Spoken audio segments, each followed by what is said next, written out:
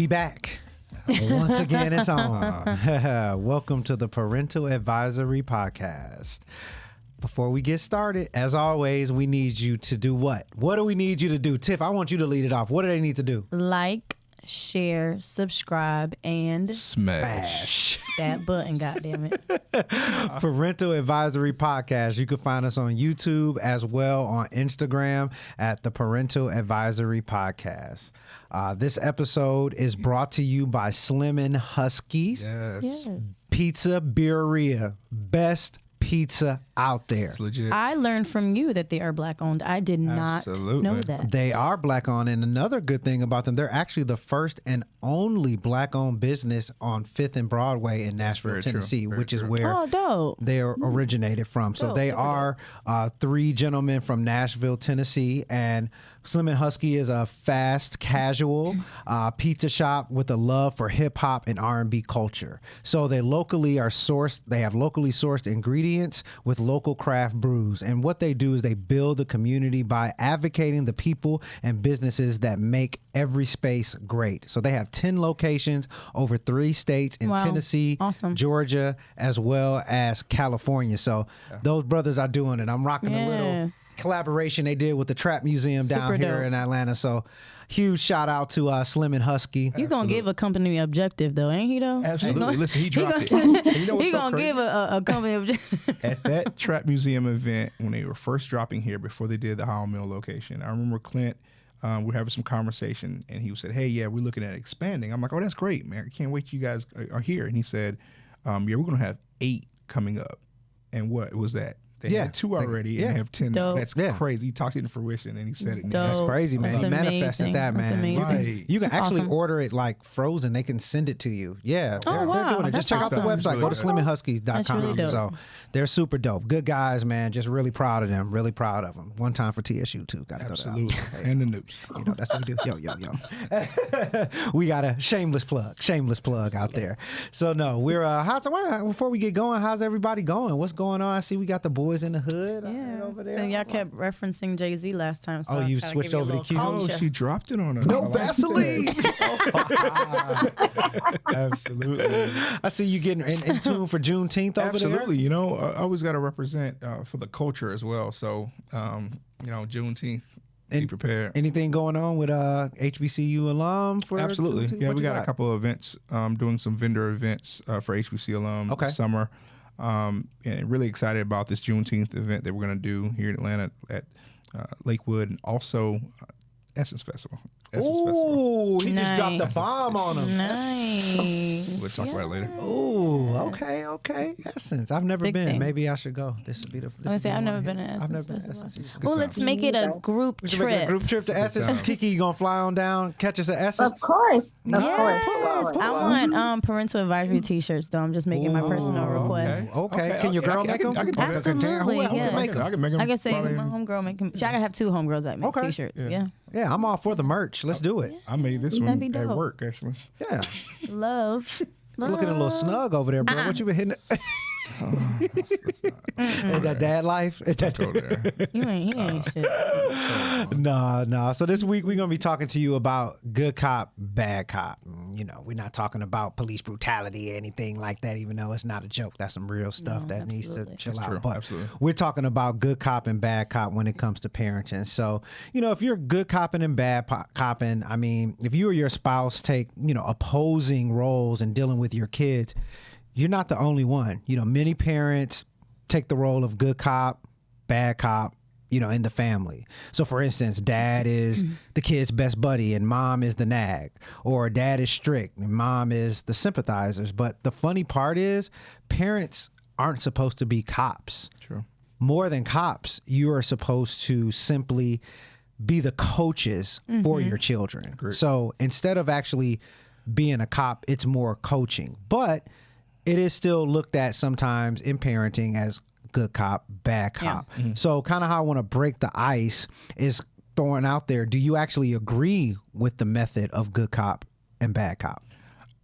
I'll say that I disagree with the overall theory of it per se, but I do agree with the difference in personalities that you will have, right? Someone will be more of the enforcer of discipline, all right? And it's natural. Both people can, but someone is going to give the whippings a little bit more than the other, per se.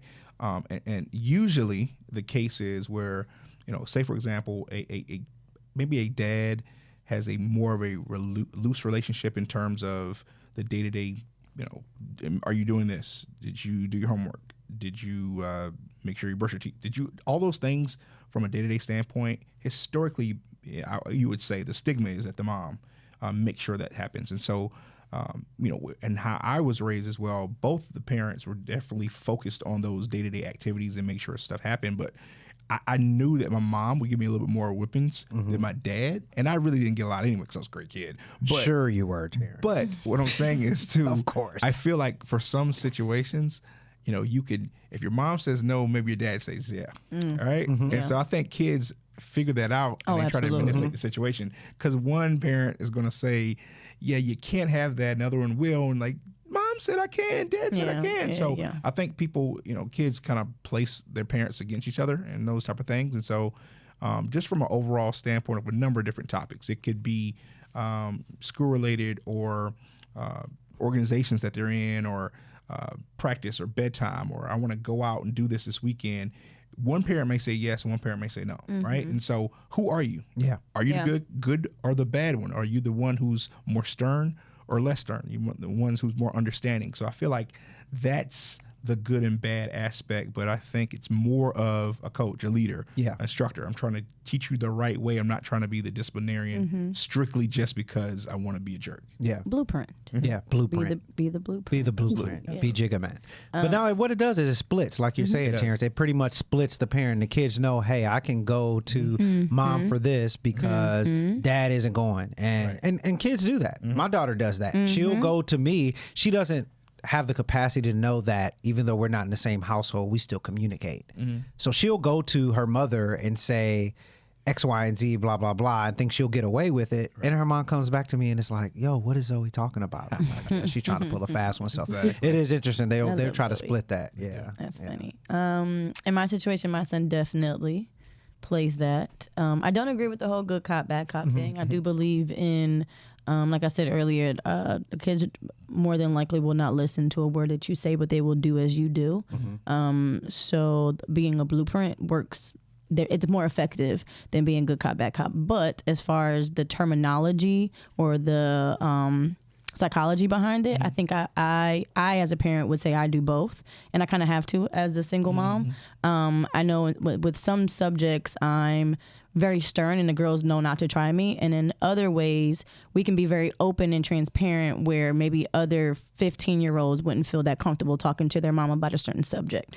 So I guess I can play both roles. I know with me growing up, my dad was definitely good cop. I felt more comfortable, like you said, coming to him with things. I felt less judged. I felt more protected, that kind of thing, as opposed to my mom. She was definitely bad cop. Like the standard was up here and, I couldn't do anything. It was really stern and strict and that kind of thing. So I knew what not to even try my mom with, and I knew that I could not get away with certain things, but I knew I could. There was a safety net more with my dad, and my son definitely plays that. I mentioned before, certain words in his household, because he's in a religious household in his father's house, very strict religious household.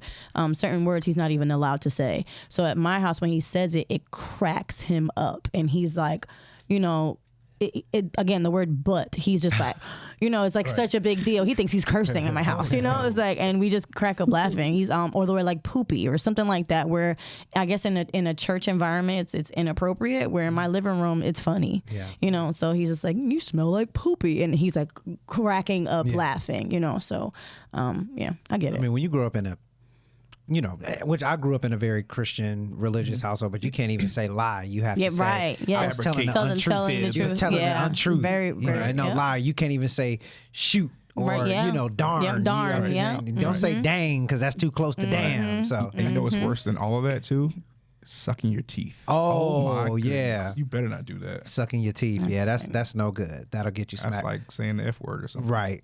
Where we look at it in our house, when he says things that I guess when I laugh about it, it's more like if he gives me a little bit of attitude, if I see a rolling of the eye, it's comical to me because I feel like he's getting that from my daughters. So for him to absorb that at 3 years old in his itty bitty little body to know how to put it in the right context, it's hysterical to me. So like when he told Dingo he's being disobedient, we bust out laughing. Yeah. It was like, what? How? Spell it. How do you know what disobedient means? And how to even say it in the right way. No, to say certain things, it's hysterical to us. They do. Because now, Zoe's thing is, first of all. Yeah. Oh, where you get that from? Oh, I know where she gets it from. She gets it from both of us because I will say it. I'm like, first of all. And then she'll say, first, I'm like, first of all, where did you get this from? Or mine is, here's what I don't understand. That's what I say to her. So now she's like, well, here's what I don't understand. I'm like, what do you know about understand? The girl, my favorite one from, I don't even remember which one it was, but I used to say a lot, like, you hear me, but you're not listening. And at some point, I might have been driving or something like that. And one of my girls was like, Mommy, you hear me, but, because I was like, Mommy, you hear me, but you're not really listening to me. Excuse me, so yes, they are sponges. Kiki, how do you feel about good cop, bad cop? What are your thoughts on it? I know we were talking about it before. You were like, well, what'd you say? You were about to cut me down? Yeah. I was like, that's our topic today? See, I put that spin on it, though. You like that. You judge me. It's okay. I'm used to it. I read it. The whole theory of good cop, bad cop, like, in regards to, like, officers, is, to me, it's more of a manipulation. And I don't like that idea of it. In regards to parenting, of what I think people really mean, though, is like the bad cop is typically the one that's doing the disciplinary and the disciplinary things, and the good cop is the one that's kind of a little bit more permissive. For me, I have to do both. I hate doing both. I'm not a disciplinarian. That's not my personality. So when I do have to do it, it's me being out of character, and I hate it. So I tend to go with the role of, like I said before, when we were talking about parenting styles, that I go with like what I want to teach them. And that's how, where I am their coach and like coaching them through things and everything like that. That's what I would prefer to do so that I don't have to be the bad person. Like we do natural consequences in our household. Like you stayed up too late. Now you got to be tired of school because you got to get up and you got to do this. Even with homework and stuff, like I'm talking to my daughter about like you need to do your homework. You do these things. The consequences if the grades at the end of the day are not together. And so I'm gonna let you do that part. Even like earlier, she was telling me, she was like, Mom, she's like, I'm gonna get all my stuff done. She's like, what you said made sense. And what I told her, I was like, what's frustrating with you? I was like, you can get straight A's if you wanted to. I was like, but you choose not to do your stuff. And I don't know the reason why you choose not to do your stuff. I said, I think it's pretty dumb that you go to school every day and you don't do your work. You just sit there in class. Like, and to her, it made sense. So it's like, I do like basic logical things. Like if you're there, you might as well do your stuff. Yeah. And that's really what's going to stick with them. Because I, at least in a positive light, because that was the way my dad parented. He made it like I was not his equal, but I felt like I was being talked to like as a person as opposed to being talked down to, so there was no reprimanding with him. It was kind of like, well, if you don't do this, every action causes a reaction to duh, or for every finger that you point, there's 3 more pointing back at you. He used to say really like profound things, that really makes sense now as an adult. Like, okay, well, I mean, I get it now. So yeah, that's really gonna stick with them as an adult, I'm sorry. I just, when you said that, I say that like when I'm when I'm dating somebody and they try to tell me about myself, I'll be like, you know what? Every time you point the finger at me, there's 3 more pointing back at you. So maybe you shouldn't do that. I'm sorry. I can't. I do that every time somebody tries to call me. That's why you don't point at him. I know. You point like you give them all of them, right? It's like that. Hey, you give them that mafia. You give them the Sunny. Exactly. But you remember things like that as well. Because I remember like in church, if you're sitting there and being a little bit too talkative or something of that nature, my mom used to bite her lip, right? And she bit that bottom lip. You better get right. Yeah, you better get right. You better get right quickly. So I think those things, naturally, if you were raised or not raised that way, you try to actually instill those as well. The question for, I guess, everyone too, playing the bad cop portion of it, the disciplinarian aspect of it. Have you ever had to discipline your kids where you felt as if, man, I actually feel bad about doing this? Absolutely. And a little bit of regret? I don't. I wouldn't say regret. I think, and we're human, and I say that to the girls too, and they know. I've said this over and over with them, and we raised each other. Mommy has made many, many mistakes that I'm not doing right now. You know, I've learned a lot from parenting you guys at such a young, at 19 years old and 20 years old. So I often, if not every time, apologize for snapping the way that I did. But my passion behind it is because I expect a lot more from you guys. And maybe you guys caught me in a bad moment. And that's not fair for me to make you feel like that. But I want you to understand why mommy felt that way, but also the message behind it, So we have those and I think that's why they feel really open, being candid and vulnerable around me, because I am totally okay with saying, mommy, you know, mommy shouldn't have did that, and mommy shouldn't have not snapped on you like that, and I shouldn't have spoke to you like that, and I'm sorry. You just caught me in a bad moment, but mommy's human, and it's okay, to be vulnerable and to say, I'm sorry, I fucked up, but you still got to make sure you still got to make sure you do this, and then third. So for sure, and I'm guilty of that as well. And I mean, when I do that, I pretty much the same, because sometimes Zoe catches me and I will never lose it in a belligerent manner, but I may raise my voice or I may talk a little more stern. And normally it's not because she's doing something silly, it's because she's probably doing something that could hurt her. And that's what we try to tell her when she's doing these certain things. When mommy and daddy are telling you, yes, this is right, or no, we're not telling you this for shits and giggles. We're telling you this because this is something that can hurt you or harm you or cause harm or hurt or get mommy and daddy in trouble. So it's, that's why you have to ask the question, because just because I'm disciplining you, does that make me bad cop? It doesn't necessarily make you bad cop. It's just more or less you being a disciplinarian, which needs to be done. And you're being a parent, right? You're actually trying to give instruction to showcase, hey, this is the right thing, this is the wrong thing. Because a lot of times kids don't know right or wrong yet. They have no idea, right? And the consequences that their actions could help you. And especially being a minority, and especially being, I would say, even a black male these days. So you have to also, be very, very cautious about things that you do that other people can do, right? And so very true. That's something that I want to personally instill, because, simple things is, walking in some place, if you're a black male and you have a mask on and a hoodie, people look at you different than other people, and especially during a pandemic. So it's kind of crazy, and perception is really, really different, and things are black and white. I'm sorry to say that, but certain things have to be instilled, because other parents don't have to teach these same lessons that we have to. Yeah, absolutely. Teaching your kids early on is how you speak. So even me doing that, mommy shouldn't have done this, but the context of what I was saying is still very much there, but the way I said it was wrong. Right. And I apologize for that much. But, I still have an expectation, and I still expect, X, Y, and Z. So I think putting that in them, I come for them. So I have 3 rules in my house. You get good grades, you clean up after yourself, and you treat each other with dignity and respect. You can ask my daughters anytime what my mommy's 3 rules are, and that's just what it is. Even when they're coming at each other, it's like, yo, watch your tone. When you talk to her, being disrespectful gets you nowhere.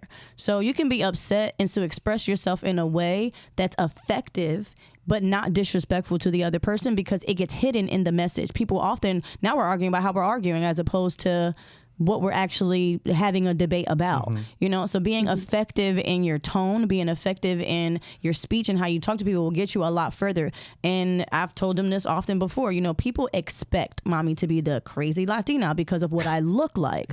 They don't often expect the educated, the one that has vernacular, the one, you know what I'm saying? Don't give them that. You know what I'm saying? Give them what they don't expect. For what? When you can be a lot more effective speaking to someone in a tone that's like, damn, she didn't tell me about myself professionally. I can't do shit about it.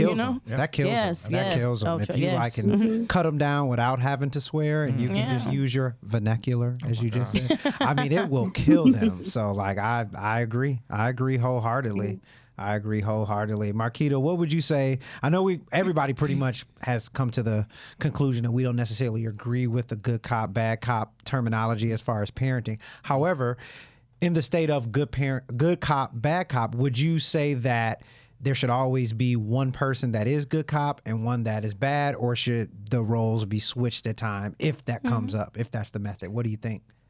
Yeah, I think you do what works for you. Yeah. I mean, and I think that's just that. You do what works for you. I think you should do what comes naturally for you to do. If I jumped up and was all of a sudden bad cop, my kids would look at me like I was crazy. Like crazy. Because they'd be like, what are you doing? And at a certain point, I wouldn't even be able to do it effectively because I'm like, I don't know what I'm doing. Y'all right. But I do, I coach them to do what it is that, to handle situations the way that I would like for them to. I'm the weird mom that sits in the grocery store. Like if we're having a meltdown, like we are taking deep breaths. We are, we are doing those things. In the grocery store. We Woosine and Meijer. You go to Meijer or you go to Kroger? I got a Kroger. Oh, okay. Yeah. All right. But we do that. We do that all the time, and that's how we are. When my oldest was younger, people used to laugh at me and her because she'd be at home. She's like, I just need some time to myself, and I'm like, okay, go take your time. And most of it is because she needed to relax and calm down. I just need some time. Knock yourself out. Go take your time and then come back and we can talk about it. That's how we operate. Because it works. It's effective for I was gonna say that's pretty great. I think in the moment where the girls and I are not necessarily getting into it, but whenever I'm reprimanding, I can't say that they've ever asked for that, but I would be like, do you need a minute? And they'll say yes and and go to their room. But I think in that moment they're like, hell no, I ain't finna ask for nothing right now. Like, can I get a minute? But it is very effective, because I just need a minute, and that's okay. Even as an adult, take a minute. Yeah, as an adult, I need a minute. Yeah. See, I'm not I need a minute person. I'm having to learn that. Like I've had to. Oh no, men will chase you. Yeah, I'm like, we're gonna talk about this right now. Yeah, we're talking about this right now. Male DNA. That is. Learn. Kiki, tell them as a therapist, it don't work, baby. Give me a minute, please. Well, we want to be problem solvers, though. We want to get the problem over, right? And if you give me a minute. You know what taught me to give a minute? When I didn't give somebody a minute and they threw a doggone pencil my way. I said, you know what? I'm going to give a minute moving forward. I said, I know this woman did not throw a pencil at me. I threw it in your direction. People have their moment. Yeah. Give me a minute. People look at me like I'm crazy. See, but I'll let you have a long minute. It'll be a real long minute. You may not hear from me again. That's how long the minute is going to be because we need to tackle this right now. I'll give a minute now. Listen, you talked about the grocery store earlier. I've seen little kids throw temper tantrums in the grocery store, and I'm like, you don't need a minute. You need a whooping. Yeah, right? for real. That's one thing that if you keep on giving somebody a minute, they're going to take an hour, right? Well, that's a balance of that good cop, bad cop thing where, again, I know my girls feel open and they can be vulnerable and we can talk about, things that other teenagers may not be comfortable talking to their mom about. Right. However, they know better than to try me. My son, he knows that he can lay with me and he, I'm soft with him and that kind of thing, but you bet not. And and I don't have to do that. He just knows better than to try me. And that's kind of instilling a little bit of fear in them in a way where it's like, okay, I know not to try, Mom. You know what I'm saying? I may have not ever whooped you because I don't beat my kids. I don't. So I don't. I do not beat my kids. I have not. Oh, okay. I have not. I can tell you, and my girls are 15 years old, maybe 3 times ever in their lifetime have I ever spanked the bud or like anything like that. But yeah, I'll pop a leg. It's rare. I just never, and I grew up getting beaten, so maybe that was a thing for me that I just didn't want to do that. But I think my personality and the relationship that we've established has instilled enough fear and confidence in them that it's like, with my stepdad he didn't have to beat me. But if I fucked up with him, it hurt me because it was like, damn, he looks at me as on such a pedestal that I don't want him to look at me any less than that. And I would like to believe that my kids look at me in that light as well. Like, man, my mom, thinks I'm golden and I don't want to be anything less than shiny, And that's a good point too. I think we talked about good and bad cop, but I feel like it's a hybrid of feared versus loved, right? Yeah. You want to be a hybrid of both. Yeah. And I still, to this day, I'm ghostly afraid of my parents, right? I'm not afraid of doing anything necessarily wrong in general. I'm afraid of letting them down. Yeah, disappointing them. Wrong, yeah. Right? And so that fear factor has actually led me to make some great decisions. Yes. Every day you make decisions, right? Good or bad, and you try to think of the consequences with them. So from a parental standpoint, that's kind of the same type of mindset I want to actually have. The fear versus love, you want to have a combination of both, but you still want to have some of that fear. I grew up jumping over belts, man. I don't know if y'all know about that. I'm going to the yard outside and picking a switch off the tree. You better pick a good one and go pick another one. Don't my pick mom one that's was gonna so break. young that I remember running down the stairs and she threw a textbook at me. Now you gotta learn today. That's how young my mom was. No, it's wild because like my mom, it's kind of like we said, the disappointment more than like what would kill me the most is when she's like, I'm not upset. I'm not hurt. I'm just so disappointed. Oh, yeah, my dad used to hit me with that. Oh, come on with the mental warfare. Yeah, she would hit me with the Claire. Yeah. I've gone from points of rage to anger. Just want to have big fun with the wretched. Big fun.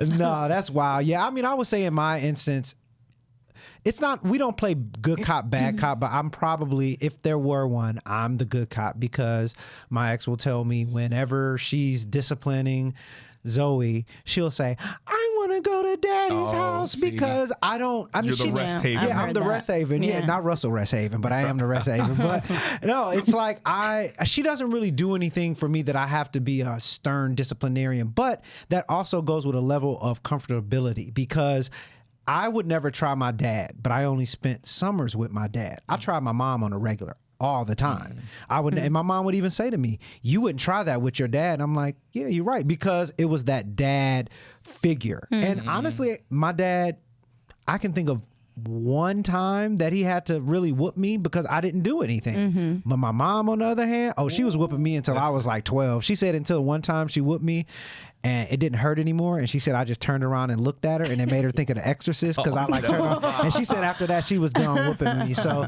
you know, I just feel like it's all about which parent, because kids are naturally more comfortable with one parent. I think when you're in a situation where it's split, that they're more comfortable with one. So in my personal situation, I think that Zoe is more comfortable around her mother. Not that she's uncomfortable around me, but that's her comfort zone. And I think that they have that feminine connection, versus with daddy, you know, with dads, it's a certain way, your inflection of your voice, it's your tone. Oh, yes. It's a little, it can be more authoritative, and they just get shook, because there's times that I won't even yell, but I will say something in such a manner, she just gets shook, and I just see that little tear. And then that's when I'm like, I did that. But you still need to do what I said. All right. Exactly. Yeah, so. You're going to get this textbook. Not the textbook. But you know what, the whole whooping thing, I think, my perspective, I guess, is a little different, where I guess it's effective for other people, and I don't judge that. I think if that's the way your parenting skill is, kudos to you. With me, I know growing up, after, like you said, and that's what triggered me to even say this, is that when you say you were 12 years old and it didn't work anymore, with me, I knew that if I did something wrong, or if I didn't do something to her standard, I just got the whooping, and I would just embrace it and keep it pushing. I used to ask for a whooping versus taking my privilege. That's what I'm saying, which with me, it's like, okay, girlies, give me the cell phone. They're like, oh my God, you know? Right. For 3 days with no cell phone, it's like, okay, I'm going to shape up, as opposed to let me just eat this one up real quick, because that was me at some point. Let me just eat this little ass whooping up real quick, and then I'm gonna go back to my room and keep it pushing. Phone. My mom would just take my line. You know, back in the day when we had landlines, my mom used to take my door I'm taking off the line. hinges. You're like, hey, Marquita, probably you remember? Hey, don't call me. I'm on punishment. I can't talk on the phone. My line is, my mom will answer my line.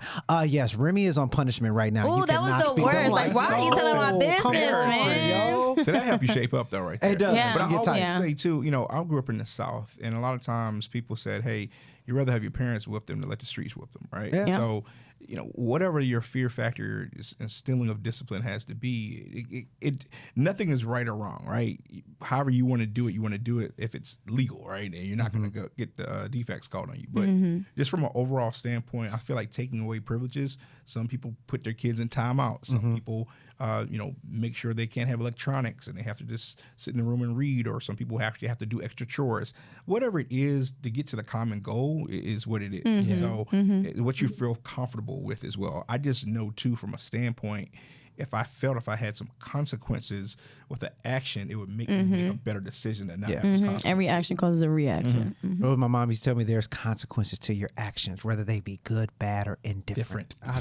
Yeah, I'm sorry. Like, I swear my mom was like, young Claire Huxtable. I can't remember what word I'm going to have to ask her. She used to make me write, when I would mess up, I used to have to write something out of the dictionary 500 times. I can't remember what it was. I'm going to have to ask her. Man, she used to have me on that. But yeah, that's the one. She'll still say that to me, because I mean, even though I'm a grown man, I still make some decisions that she's like, that was foolish, but I'm going to let you know, Remy, there are consequences to your actions, whether they be good, bad, or indifferent. She's going to laugh when she hears this. She's like, oh, you think you can imitate me? I'm like, that's how you sound, Connie. You know how you sound. But no, I think that's good stuff. I mean, like everybody says here, we don't necessarily agree with good cop, bad cop, but you know, if that's what you do, then that's fine. But just remember, what we'll say is, you're not in uniform. So as the sign says, you are not You are not in uniform. No. We are not here to be cops for our kids. We are here to simply guide them and be parental role models to them and give them the blueprint. Yep.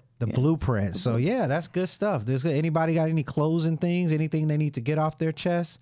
Any more Jay-Z references over there? No. No. Kiki, you got anything? No, I just want to say y'all were some bad kids. I never got a before a day in my life. I can say no. Well, I wasn't a bad kid. I think I was just her standard was just different. But my kids, I had fairly good kids. Yeah. Don't lie, Marquita. I've never got a whooping. Never got a whooping. Okay, that's maybe because Von got all the whoopings for you, huh? You didn't have to get it. He got all the whoopings for you. Are you the youngest? Are you the youngest? No, I'm the middle child. But well, that explains it. Okay, next episode. Wait a minute. That's why the middle child get away with everything. You're not the oldest. You're not the youngest. Like, yes, they get away with everything. I was the eldest. I mean, my dad had other kids, and I was an exemplary big brother. Even my stepmother. I was not exemplary. But I was a little talkative in class sometimes. Hey, you got that? And if you get that recording, they left a voice message at your parents' house. Oh my goodness! Before you get home. Oh my goodness! I deleted those. Come on now. Man, I didn't have time. I did before I got home. Yeah, I had time. My mom used to work until 6. They sent that message at 3. I would get home and say delete. Your mama listening to this right Hey, it don't matter now. I got my and my she's diploma. gonna tell you for every decision you make. Has a consequence. Hey, I still graduated. But no, I know. I know, baby. I know. Oh man. Oh man, but no, that's good, man. That's good stuff, man. I appreciate everybody's feedback and everything they have. So thank you guys again for tuning in. And once again, this episode has been sponsored by Slim and Husky. Go check them out. If you're in Georgia, we got 2 in Atlanta. I think it's 6, 7 or something in Tennessee, Murfreesboro, Chattanooga, Memphis. I think they're about to open one in Birmingham, if I'm not mistaken, or Huntsville, somewhere in Alabama. Louisville. If you're out in Sacramento, California, check them out in Sacktown. You know, they got it out there. Or you can go to their website and they'll send you a frozen joint. You can get them frozen. So also remember to follow us on social media. We are on Instagram, the Parental Advisory Podcast. I always want to say parentaladvisory.com like we got a whole website. That's coming. Manifest that. Yeah. I mean, we got discount codes. I know we got discount codes. Yeah, we got discount codes. So we'll see if we can get Slim and Husky to throw one on there too. We'll have to holler at them. We had to holler at them. Yeah, they big boys. They big boys. They don't know if they're gonna mess with us, but they'll rock with us. We'll holler at them. $1 off. $1. I mean, something. Give me something. What is it? $10 Tuesday. They still got the $10 Tuesday. They still do $10 Tuesday. So you can go through and smoke an herb. Hey, I'm a Roni Ron. That's right. That's right. Guy. So yeah, just be sure to also follow, like, share, and subscribe. And smash. Yes. Hey, YouTube Parental Advisory Podcast. So thanks so much for tuning in. Be sure to tune in next week where we're actually going to talk about filtering out negative influences. So that should be a good one. There are a lot of them out here. You're real finicky. And with this internet and social media, man, it's hard to control. So we're going to touch on that. So everybody, thanks for tuning in. Have a good week, and we will check with you next week. Yeah.